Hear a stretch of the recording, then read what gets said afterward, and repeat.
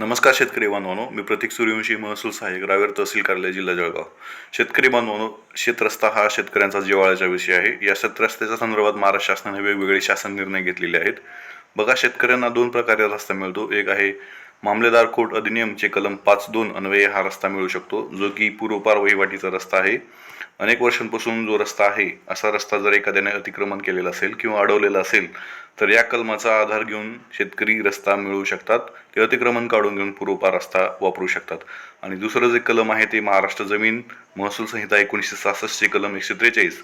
या कलमांतर्गत असे शेतकरी, ज्या शेतकऱ्यांच्या शेताला रस्ताच नाही, नवीन रस्त्याची मागणी, या अंतर्गत हे शेतकरी करू शकतात. परंतु महाराष्ट्र शासनाच्या अशा निदर्शनास आलेलं आहे की काही जे काय आगाऊ शेतकरी आहेत किंवा खोडील शेतकरी आहेत, हे शेतकरी या 143 कलमाचा दुरुपयोग करताना दिसलेले आहेत.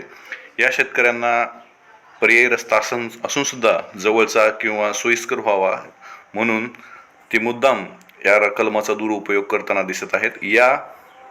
याविषयी जे काय आपलं 2025चं दुसरे पावसाळी अधिवेशन सुरू होतं, या संदर्भात विधान परिषदेचे सदस्य यांना जे काही लक्षवेधी सूचना अंतर्गत प्रश्न विचारण्यात आलेला होता. या प्रश्न विचारण्यात आला की पूर्वीचा जर रस्ता योग्य असेल, योग्य पद्धतीने वापरता येत असेल, तर दुसरा रस्ता दिला पाहिजे का, असा प्रश्न विचारला असता माननीय महसूल मंत्री यांनी सांगितलेलं आहे की पूर्वीचा रस्ता जर असेल तर असा दुसरा रस्ता देण्याची गरज नाही, अशा कडक शब्दात सभागृहाला त्यांनी आश्वासन दिलेलं होतं. याच अनुषंगाने हा शासन निर्णय झालेला आहे.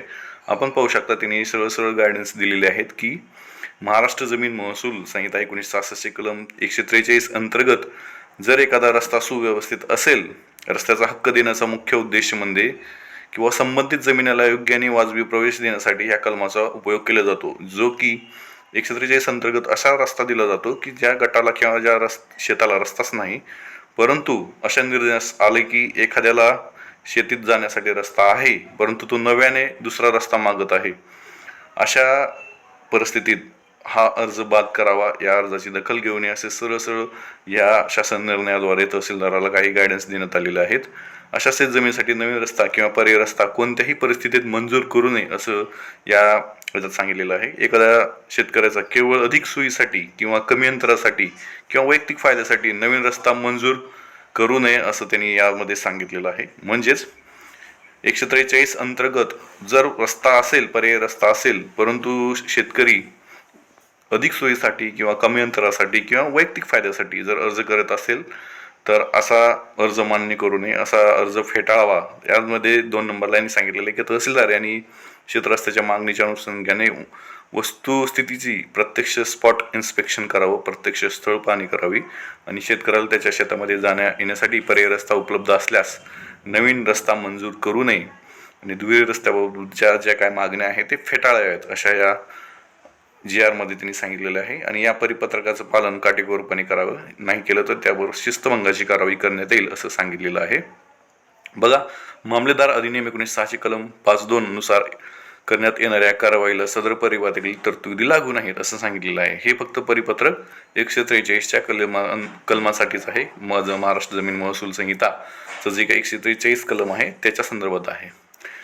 अशा प्रकारे जे काही खोडील शेतकरी आहेत, पर्यायी रस्ता असताना सुद्धा कलम 143चा गैरवापर करणाऱ्या शेतकऱ्यांसाठी चाप बसवण्यासाठी हे महाराष्ट्र शासनानं GR काढलेला आहे. आणि ह्या GRच्या माध्यमातून त्यांनी अशा जे काय आगाऊ शेतकऱ्यांच्या संदर्भात एक ठोस निर्णय घेतलेला आहे, जेणेकरून इतरही शेतकऱ्यांचं नुकसान होईल, इतरही शेतकऱ्यांचं जो काही नुकसान आहे ते नुकसान टाळता यावं, यासाठी महाराष्ट्र शासनाने उपाययोजना केलेल्या आहेत. अशाच प्रकारचे नवीन नवीन शासन निर्णय GR पाहण्यासाठी तुम्ही मला नक्कीच सबस्क्राईब करा, माझं यूट्यूब चॅनल सबस्क्राईब करा आणि हा व्हिडिओ जास्तीत जास्त अशा शेतकऱ्यांना शेअर करा, जेणेकरून जे काही आगाऊपणे रस्त्याची मागणी करणारे शेतकरी आहेत त्यांना चोप बसेल आणि हा व्हिडिओ महाराष्ट्रातील जास्तीत जास्त शेतकऱ्यांपर्यंत पोहोचेल. धन्यवाद.